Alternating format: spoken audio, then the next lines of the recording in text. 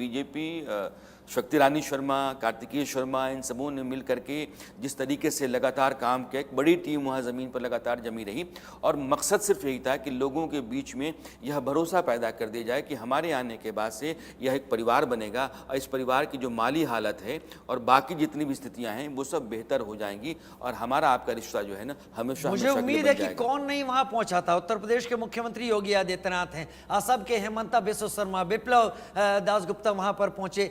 एक बड़ा बीजेपी का नेता पहचान, वो सब वहां पर इस विधानसभा सीट पर पहुंचे भी। मैं राजीव जब था, चूंकि वहाँ पूर्वांचल के लोगों की तादाद भी ठीक ठाक है, 5-7 हज़ार वोट है और मनोज तिवारी वहाँ गए। मनोज तिवारी ने 3-4 सभाएं की और जहाँ जहाँ भी गए वहाँ वो ठीक ठाक लोग जो पूर्वांचल के थे वो भी जमा हुए थे।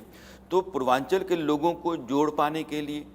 और बाकी जो हरियाणा के लोग हैं उनको जोड़ पाने के लिए जितने भी ज़रूरी नेता थे उतरे ज़रूर, लेकिन ज़मीन पर जो कार्तिक शर्मा और बीजेपी के बाकी लोगों ने शक्ति रानी शर्मा के साथ काम किया वो बहुत मतलब का था। और ये जो नतीजा है ये मान कर चलिए कि ये आसान नहीं है, ये लोगों के बीच में भरोसा पैदा कर पाना कि हम हैं तो हम आपके लिए कर पाएंगे और हम जो कह रहे हैं उस पर खरा उतर पाएंगे और सब कुछ के बाद भी आप मेरे भीतर यह सब कुछ कहने और कर पाने की स्थितियों का भरोसा पैदा कर पाएं, ये बहुत मुश्किल काम होता है और वो मुश्किल काम कालका में बीजेपी ने अच्छा राणा सर, चूंकि आप खुद भी कालका पहुंचे थे, वहां लोगों से आपने बात की, वहां माहौल को खुद भांपने की कोशिश की, एक महिला कैंडिडेट बीजेपी के फेवर में जो हवा है वो हम अभी रुझानों में देख भी रहे हैं, जो नतीजों में तब्दील होती हुई नजर आ रही है। साथ ही साथ अंबाला से आने वाली पहली महिला मेयर भी, यानी कि जो काम अभी तक किया उसका फीडबैक भी लोगों के जहन में रहा होगा। फिर कालका से विधानसभा में यूं चुनावी किस्मत आजमाना, महिलाओं का ज्यादा सपोर्ट रहा या अभी तक का कामकाज लोगों के जहन में रहा? महिलाओं को लेकर के उनकी एक अपनी रणनीति रही, महिलाओं के बीच वो लगातार जाती थी और मैंने देखा कि महिलाओं के बीच में जिस तरीके से उनका आना जाना और उनके साथ लगाव जुड़ाव महसूस किया मैंने, वो घर के भीतर जो एक फटिहाली है और घर घर में एक बच्चा जो है वो ड्रग्स का शिकार है, इसको उन्होंने बहुत ताकत से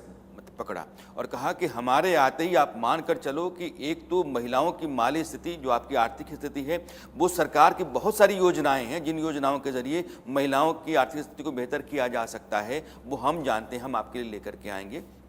आपके घर में जो आपकी औलाद है जो ड्रग्स का शिकार है, अगर ऐसा है तो हम आपको इससे मुक्त कराएंगे, आपकी औलाद को हम वापस आपको देंगे। और ये एक जज्बाती मामला था और इस मामले को उन्होंने बहुत कायदे से करीने से पकड़ा और घर घर में अपनी एक अलग जगह बनाई।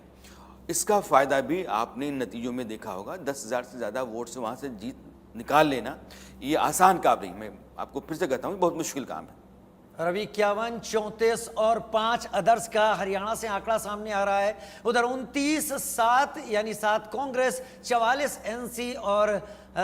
3 पीडीपी का मामला सामने आ रहा है जो कि जम्मू कश्मीर से है। यानी दोनों ही स्टेट